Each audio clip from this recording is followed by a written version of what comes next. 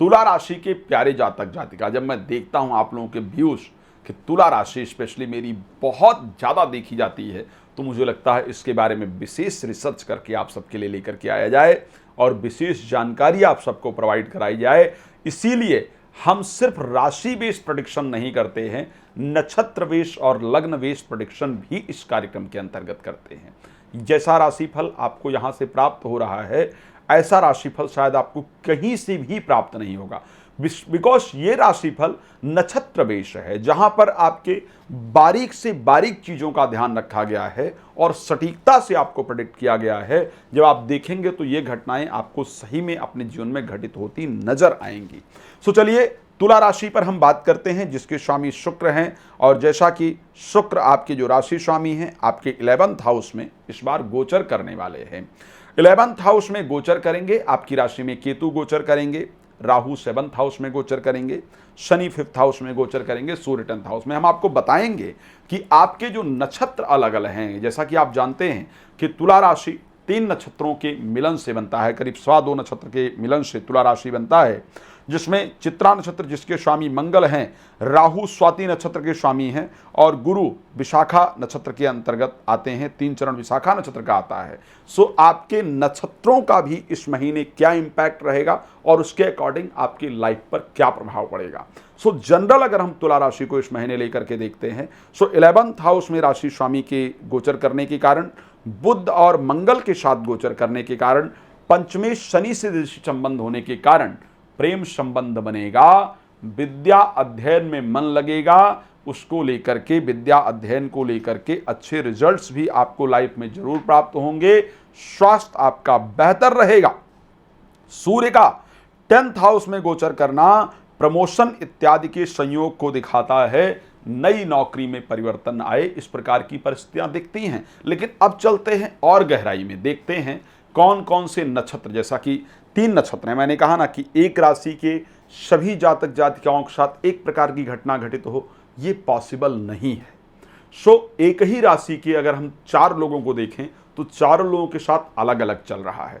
सो हम क्या कर रहे हैं, इंडिविजुअली उन 4 लोगों के बारे में अलग अलग प्रकार का जो प्रेडिक्शन है जो आपके जीवन में चलने वाला है वो हम बता रहे हैं।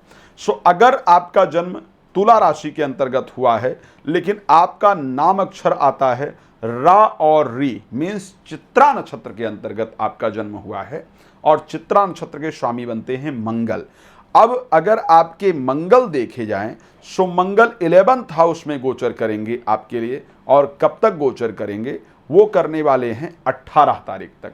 सो 18 तक का जो समय है वो आर्थिक दृष्टिकोण से आपके लिए बहुत बेहतरीन रहने वाला है।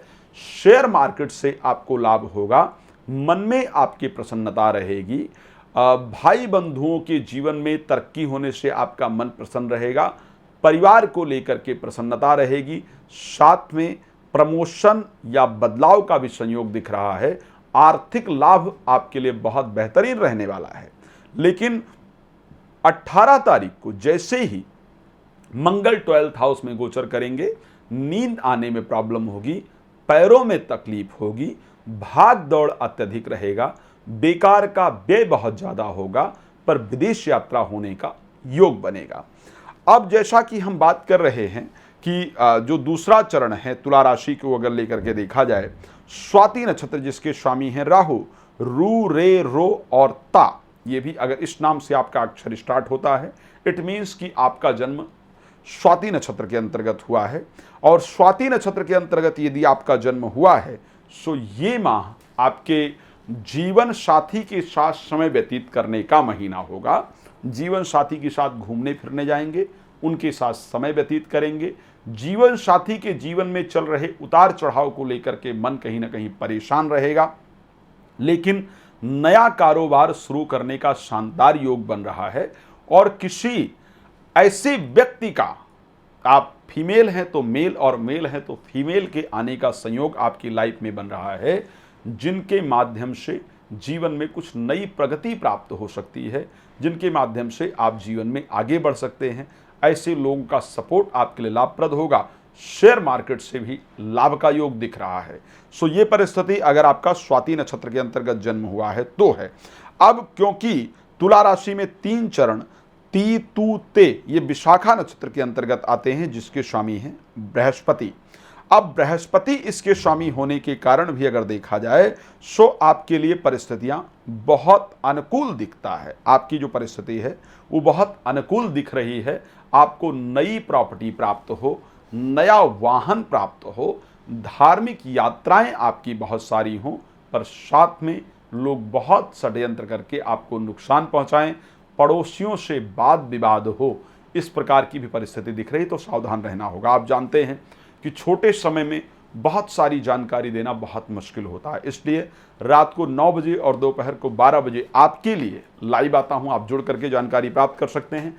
पहले और बाद में भी अगर बात कर सकते हैं तो बात करना है तो बहुत परेशान होने की आवश्यकता नहीं। कॉल कीजिए, कॉल अपॉइंटमेंट लीजिए, मेरे साथ कनेक्ट होइए और अपने बारे में सारी जानकारी डिटेल में प्राप्त कीजिए। आपका बहुत धन्यवाद इस कार्यक्रम में जुड़ने के लिए।